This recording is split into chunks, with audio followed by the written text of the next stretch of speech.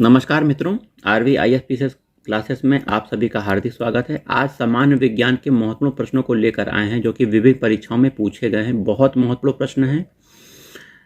आपको पीसीएस परीक्षा, RO, ARO परीक्षा, सामान्य ज्ञान एसएससी की परीक्षा जो दे रहे हैं जिसमें सामान्य ज्ञान पूछा जाता है, इस वीडियो में सभी सामग्री मौजूद है। पूरे चैनल में जो वीडियो हम डालते हैं इसमें सभी सामग्री फ्री में पढ़ाई है। किसी प्रकार का कोई न डेमो क्लास है, न पैसा देना है। आप केवल मन लगाकर पढ़िए। हाँ, वीडियो की क्वालिटी खराब है लेकिन मटेरियल जो दिया गया है उसमें दम है। आप सुन भी लोगे तो आपको फायदा होगा। मानव शरीर में पाचन का अधिकांश भाग कहाँ संपन्न होता है? तो मानव शरीर में जो पाचन होता है मुंह से लेकर बड़ी आंत तक पाचन होता है, लेकिन अधिकांश पाचन आपका होता है छोटी आंत में, स्मॉल इंटेस्टाइन में होता है। ठीक है, और मुंह में पाचन प्रारंभ हो जाता है और बड़ी आंत तक चलता है, ये याद रखिएगा। लार में किसके पाचन में सहयोग करती है? लार में एंजाइम्स पाए जाते हैं, जैसे एमाइलेज एंजाइम है, टाइलिन एंजाइम है, वहां से स्टार्च का पाचन चालू हो जाता है। तो मुंह से ही पाचन चालू हो जाता है। ए ऑप्शन देखिए आपका सही है। मानव वृक्क, जिसको गुर्दा बोलते हैं, के कार्य के संबंध में निम्नलिखित पर विचार करना है। पहला है, जो गुर्दा होता है में उत्सर्ग अपनयन के पश्चात स्वच्छ रक्त वृक्कीय धमनी से वापस जाता है, ये ऑप्शन सही है।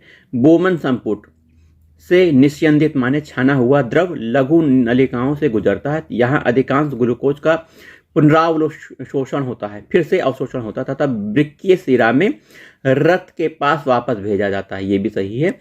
आइए, ये आईएएस का क्वेश्चन था, आईएएस प्री 2002 में पूछा गया है। मानव शरीर में खून का शुद्धिकरण की प्रक्रिया को बोलते हैं डायलिसिस बोलते हैं। खून के प्यूरिफिकेशन का काम हमारा गुर्दा करता है। ठीक है, यो गुर्दा क्या करता है? रुधिर से फास्फेट, नाइट्रोजन, यौगिक, यूरिया, यूरिक अम्ल को पृथक करता है तथा रक्त के परासरणी दब, ओपी, परासरणी दाब को, उसकी मात्रा को नियंत्रित करता है। निम्नलिखित में कौन सा कथन सही है? शरीर का सारा रक्त किडनी के माध्यम से मिल जाता है। शरीर में सारा रक्त किडनी के माध्यम से मिल जाता है, गलत ऑप्शन है। शरीर में सारा रक्त किडनी के माध्यम से गुजरता है, गलत।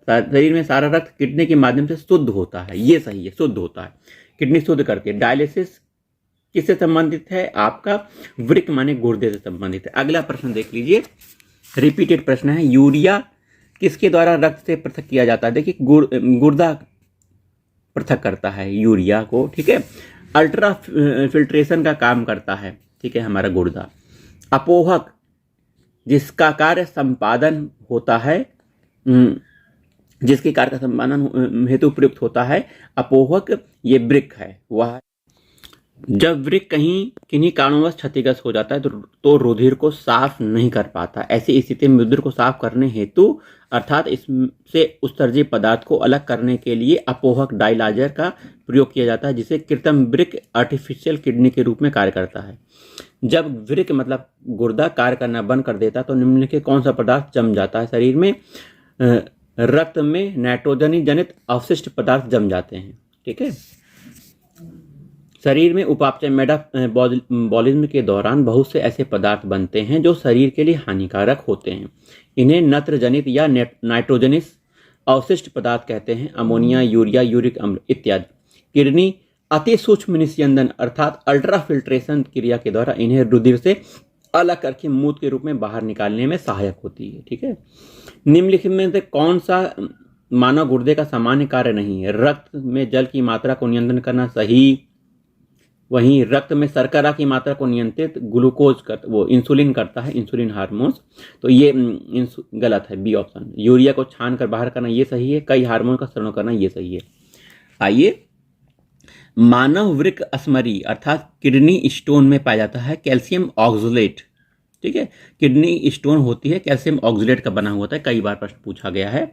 मानव गुर्दे में बनने वाली पथरी, कैल्शियम ऑक्सलेट, रिपीटेड प्रश्न। आईएएस का देखिए प्रश्न है। आइए, मानव शरीर में वसा के पाचन में महत्वपूर्ण भूमिका निभाता है यकृत। यकृत बिल्कुल निभाता है, ये सही है। ठीक है, यकृत दो महत्वपूर्ण वसा पाचक एंजाइम उत्पन्न करता है। यकृत ये नहीं करता, ये गलत है। तो देखिए, यकृत में पित्त की थैली में पित्त रस पहुंचता है, जो वसा युक्त भोजन के पाचन में महत्वपूर्ण भूमिका निभाता है। पित्त की जब थैली में स्टोन हो जाता है तो लोग पित्त की थैली ऑपरेशन करके बाहर निकाल देते हैं। यकृत वसा पाचक एंजाइम नहीं उत्पन्न करता है। देखिए, तो बी ऑप्शन आपका गलत है, कारण गलत है, कथन सही है। ठीक है, आइए, एंजाइम क्या होते हैं? एक बायो उत्प्रेरक होते हैं। एंजाइम वस्तुतः प्रोटीन होते हैं, ठीक है, जो बायो उत्प्रेरक के रूप में जैव रासायनिक क्रियाओं को उत्प्रेरित उनकी गति को बढ़ाने का कार्य करते हैं। ठीक है, बायो उत्प्रेरक, और ये प्रोटीन होते हैं। एंजाइम मुख्यतः प्रोटीन होते हैं। देखिए, सी ऑप्शन कई बार देखिए पूछा गया। पीसीएस में मध्य प्रदेश, उत्तराखंड पीसीएस, उत्तर प्रदेश लोअर। ठीक है, तो एंजाइम होते हैं प्रोटीन, फिर से पूछा गया है। निम्नलिखित में से कौन सा एंजाइम ग्लूकोज को एथेनॉल में परिवर्तन करने में को प्रेरित करता है? तो ग्लूकोज को एथेनॉल में प्रेरित करने वाला एंजाइम है जाइमेज। जाइमेज नामक एंजाइम ग्लूकोज को एथेनॉल में परिवर्तित कर, देखो ग्लूकोज जाइमेज एंजाइम है और एथेनॉल बन गया। देखिए, ठीक है, आइए आगे का प्रश्न देखते हैं। बिहार में पूछा गया, जैविक सिस्टम लिविंग सिस्टम में रासायनिक क्रिया की प्रक्रिया को तेज करने में उत्तरदायी आपके एंजाइम होते हैं। ठीक है, निम्नलिखित में से किस एक की उत्पत्ति यकृत का कार्य है? तो देखिए, यूरिया का निर्माण यकृत करता है। लाइपेज, श्लेष्मा और हाइड्रोक्लोरिक अम्ल ये पेट में बनता है। लाइपेज एक एंजाइम है, श्लेष्मा अलग चीज है। तो यूरिया का निर्माण करती है यकृत। मानव लीवर हमारे शरीर की सबसे बड़ी ग्लैंड है।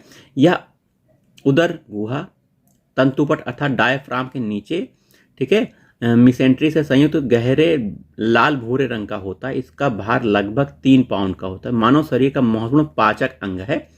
लगभग 500 क्रियाओं का संपादन लीवर द्वारा किया जाता है। इसकी कुछ मुख्य क्रियाएं जैसे बाइल का उत्पादन करना, पित्त का, रक्त प्लाज्मा के कुछ प्रोटीन का उत्पादन करना, ग्लाइकोजेनेसिस क्रिया द्वारा ग्लूकोज का ग्लाइकोजन में परिवर्तन, रक्त में अमीनो अम्ल का नियमन, विषाक्त अमोनिया को यूरिया में बदलना। ठीक है, मानव तंत्र निम्नलिखित में से कौन सा पाचक एंजाइम नहीं है? देखिए, ट्रिप्सिन, टाइलिन एंजाइम है, ट्रिप्सिन है।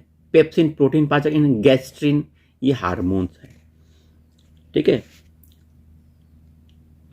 गैस्ट्रिन एक हार्मोन्स है जो आमाशय में जी कोशिकाओं, जी सेल्स ग्रहणी द्वारा मुक्त होती हैं या आमाशय के द्वारा गैस्ट्रिक अम्ल के स्राव को उत्पीड़ित करता है।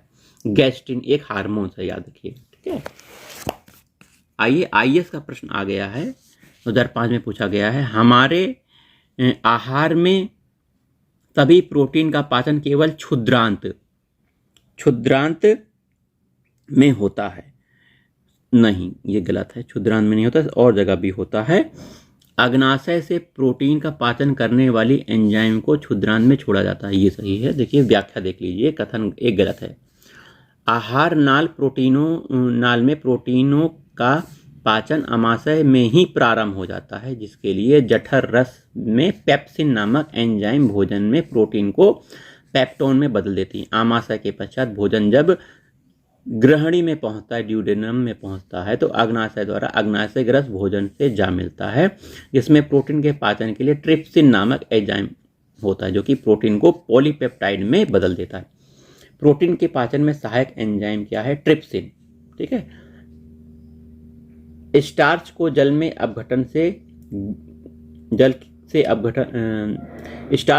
अपघटन से ग्लूकोज हाइड्रोलिसिस स्टार्च बनाने वाला एंजाइम क्या है? एमाइलेज एंजाइम है। एमाइलेज नामक एंजाइम का श्रवण लार ग्रंथि द्वारा तथा अग्नाशय के द्वारा पैनक्रियास के द्वारा किया जाता है। जब भोजन में स्टार्च के जल में अपघटन से ग्लूकोज निर्मित होता है। कौन से परिवर्तन में एंजाइम ट्रिप्सिन उत्प्रेरक का कार्य करता है? तो प्रोटीन को अमीनो अम्ल में बदलने में जो एंजाइम ट्रिप्सिन है, उत्प्रेरक का काम करता है। ट्रिप्सिन नामक एंजाइम का स्राव कहाँ से होता है? अग्नाशय से होता है, जो प्रोटीन को अमीनो एसिड में परिवर्तन करने के लिए कैटालिस्ट का कार्य करता है, उत्प्रेरक का कार्य करता है।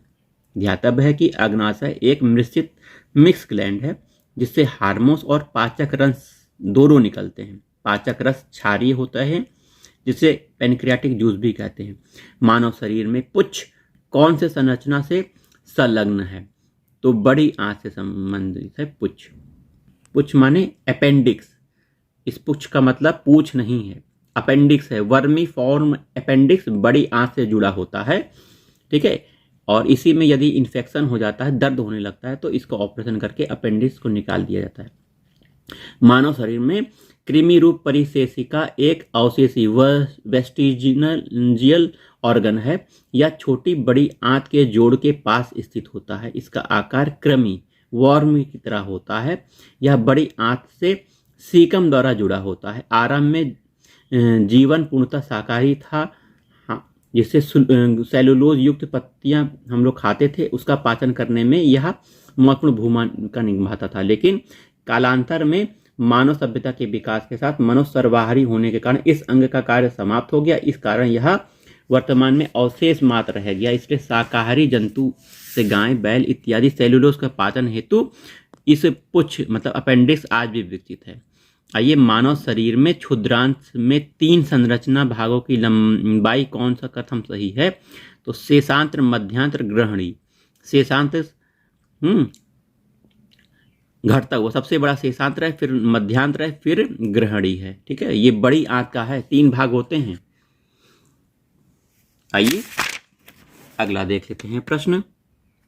निम्नलिखित में कौन सा आहार मानव शरीर के नए ऊतकों की वृद्धि के लिए पोषक तत्व प्रदान करता है? देखिए, पनीर है, प्रोटीन, ठीक है। प्रोटीन मानव शरीर के नए ऊतकों की वृद्धि के लिए पोषक तत्व प्रदान करता है। प्रोटीन इसमें पनीर है, ठीक है। पनीर मानव शरीर के नए ऊतकों की वृद्धि के लिए पोषक तत्व प्रदान करता है। यह झागदार मुलायम होता है, ठीक है। इसके बारे में ज़्यादा ना जानिए, आगे देखिए। प्रोटीन आप खाते हो। प्रोबायोटिक खाद्य खाना से संबंधित निम्नलिखित कथनों पर विचार करना है। प्रोबायोटिक, जैसे आप छाछ पीते हो, उसमें प्रोबायोटिक होता है। इसमें कई प्रकार के बैक्टीरिया पाए जाते हैं जो हमारे शरीर के लिए, आंतों के लिए बहुत लाभदायक होते हैं।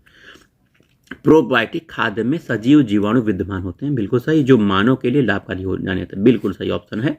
प्रोबायोटिक खाद्य अंतर्फ्लोरा में अनुरक्षण में सहायक होते हैं। अंतर्फ्लोरा क्या है? मेंटेनेंस, है ना। आंत के ये दोनों ऑप्शन आपके सही हैं। देखिए, प्रोबायोटिक खाद्य मानव के लिए लाभकारी सजीव जीवाणु विद्यमान रहते हैं। प्रोबायोटिक खाद्य अंतर्फ्लोरा में अनुरक्षण मेंटेनेंस में सहायक होते हैं। उल्लेखनीय है, अंतर्फ्लोरा मानव पाचन तंत्र में मौजूदा अरबों जीवाणुओं को दी गई संज्ञा है। अंतर्फ्लोरा में लाभकारी एवं हानिकारी दोनों प्रकार के जीवाणु होते हैं। प्रोबायोटिक खाद्य के लाभकारी जीवाणु अंतर्फ्लोरा के हानिकारक जीवाणु के साथ संतुलन बनाने में सहायक सिद्ध होते हैं। न्यूट्रास्यूटिकल्स उत्पाद होते हैं जिसमें होते हैं पोषक और औषधीय प्रभाव दोनों होते हैं। न्यूट्रास्यूटिकल्स में औषधीय प्रभाव और पोषक तत्व दोनों होते हैं। न्यूट्रास्यूटिकल्स शब्द न्यूट्रिशन प्लस फार्मास्यूटिकल शब्द से मिलकर बना है। इसमें पोषक तत्व और औषधीय लाभ दोनों पाए जाते हैं। तो चलिए, आज के वीडियो में इतना ही, मिलते हैं अगले वीडियो में।